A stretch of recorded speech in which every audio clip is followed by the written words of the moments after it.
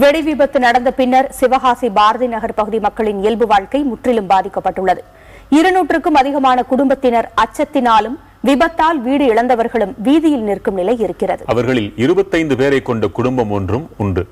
குடும்பத்தின் மூத்தவரான மூக்கையா காயப்பட்டு மருத்துவமனையில் இருக்கிறார். மற்றவர்கள் வீடு இழந்து வீதியில் நிற்கின்றனர். பாரதி நகரில் வெடி விபத்து நடந்த இடத்திற்கு அருகில் இருக்கிறது மூக்கையாவின் வீடு. அச்சக தொழில் செய்து வரும் இவர் திருமணமான 5 மகன்கள் மற்றும் மகள் கொண்ட இந்த குடும்பத்தில் 5 மகன்கள் மற்றும் மூக்கையா ஆகியோர் தனித்தனி வீடுகளாக ஒரே காம்பவுண்டில் வசித்து வந்தனர்.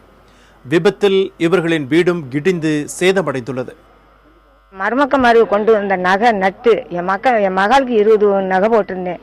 அது எல்லாமே பாலா போச்சு. 2 லட்சம் உள்ள என் மருமகன் வெள்ளிக்கிழமை அனுப்புனது. அந்த வீட்டை திருப்பணும்னு ஒரு வீடை ஒத்தி வச்சிருந்தோம். அந்த வீட்டை திருப்பணும்னு நாங்கள் வச்சிருந்தோம். அதை பாருங்க, அதுவும் உள்ள எரிஞ்சிச்சு. அதுவும் உள்ள எரிஞ்சிச்சு. 2 லட்சம் ரூபாயும் போச்சு. என் மகா 20 நகையும் போச்சு. என் 5 மருமக்கமார்களுக்கு 10 நகை. மக்களுக்கு எல்லாத்துக்கும் தெரியும். நாங்கள் ஒரு கல்யாண வீட்டுக்கு போனோம்னா அப்படி போவோம். நான் அப்படி போல கட்டிங்கி வச்சு நான் படித்தேன். என் மக்கள்லாம் கூட்டு குடும்பம் மாதிரி இருந்தது. பிரியாமல் இருப்போம் ஐயா. எங்கே போனாலும் அப்படி இருந்து யாரு வாயில் விழுந்தேன் ஐயா. இப்படி ஆகி போச்சு. என் பிள்ளைகள்லாம் தெருவில் நிற்கும். நாங்கள் நடுத்தருவில் இருக்கோம். உடுத்த துணி இல்லை, குடிக்க கஞ்சி இல்லை, தவிக்கிறதுக்கு தண்ணி இல்லை. நாங்கள் நடுத்தருவில் இருக்க அழுதுறதுக்கு என் கண்ணீரும் வரலையா. என் பிள்ளைய என் மாப்பிள்ளை அடிபட்டு ஆஸ்பத்திரியில் இருக்காரு. அவரை 3 நாள் ஆஸ்பத்திரியில் வச்சுட்டு கொண்டாந்து வீட்டில் விட்டுருக்கோம் ஐயா. விட்டுட்டு நான் இருக்கேன் ஐயா.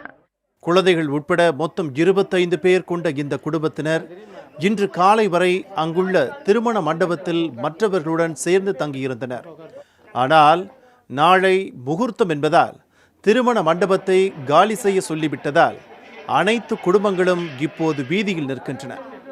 மூக்கையாவின் குடும்பமும் போக வேறு வழியின்றி வீதியில் தங்கியிருக்கிறது. 3 நாளா யாருமே எதுவுமே சமைக்க முடியல. எல்லா சிலிண்டரையும் இது பண்ணிட்டாங்க.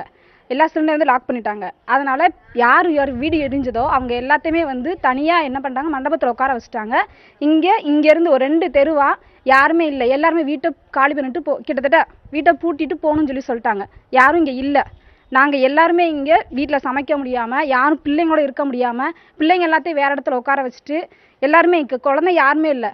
பெரியவங்க மட்டும் இங்கே உட்காந்துருக்கோம். நைட்டு கூட பயந்து எல்லாரும் தூங்கிட்டு இருந்திருக்கோம். யாரும் நிம்மதியாக தூங்கலை, சாப்பிடலை, வேலை கூட நிம்மதியாக யாருமே போக முடியல. கிட்டத்தட்ட அவர் ஒருத்தர் செஞ்ச ஒரு விஷயத்தால இங்கே எல்லாரோட பேசிக் திங்ஸ் எல்லாருமே பாதிக்கப்பட்டிருக்கு.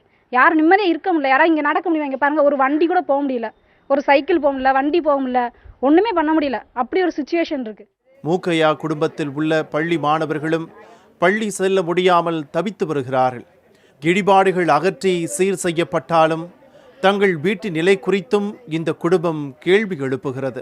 வாரம் தீப்பிடிச்சு அடிச்சு எல்லாம் வெளியே வரோம். எங்கள் தாத்தாக்கு அந்த கங்குப்பட்டு கையெல்லாம் வெந்து ஹாஸ்பிட்டலில் படுத்திருக்காங்க. இப்போ அதனால நாங்கள் ரொம்ப பாதிப்படைஞ்சிட்டோம். எங்கள் உள்ளக்குள்ள எங்கள் சர்டிஃபிகேட்டு, காலேஜ், எங்கள் பாப்பா படிப்பு, என் தம்பி படிப்பு, தம்பி 10 படிக்கும், அவ்வளவும் போச்சு. அவ்வளவும் போச்சு சார். எங்களுக்கு சாப்பாடு கூட இல்லை. நடுத்தூரில் நிற்கும். இந்த மாதிரி பாதிப்பு எந்த வீட்டுக்கும் வரக்கூடாது. இனிமே வீடு டோட்டலாக போச்சு சார். இருக்கிறதுக்கு இடம் கூட இல்லை. எல்லாம் உள்ளக்கு வந்தாலும் 2 கிலோமீட்டர் தள்ளி போங்கன்னு சொல்லி எல்லாரும் சொல்கிறாங்க. நாங்கள் எங்கே சார் போவோம்? மூக்கையா போல பல குடும்பங்கள் செய்வதறியாமல் இங்கு திகைத்து நிற்கின்றன. ஏற்கனவே பல முறை எச்சரித்தும் பட்டாசு கடை உரிமையாளரின் விதிமீறிய செயலால் தங்கள் குடும்பங்கள் பாதிக்கப்பட்டுள்ளதாக இவர்கள் கூறுகின்றனர். மூக்கையா குடும்பத்தினர் கிடைத்த சிறு வருவாயில் கூட்டாக குடும்பம் நடத்தி சந்தோஷமாக வாழ்க்கையை கடத்தி வந்த இந்த வேளையில் இந்த வெடி விபத்தால் அவர்களது குடும்பம் சிதைந்து சின்னாபின்னமாய் நிர்கதியாய் நிற்கின்றது. அவர்களது குடும்பம் மீண்டும் பழைய இயல்பு நிலை திரும்ப அரசு அதற்கான நடவடிக்கைகள் எடுக்க வேண்டும் என்பது அவர்களது குடும்பத்தினரின் கோரிக்கையாக உள்ளது. புதிய தலைமுறைக்காக ஒளிப்பதிவாளர் கலைவாணன், சிவகாசி செய்தியாளர் கணேஷ், விருதுநகர் செய்தியாளர் ராஜேந்திரனுடன் நாகேந்திரன்.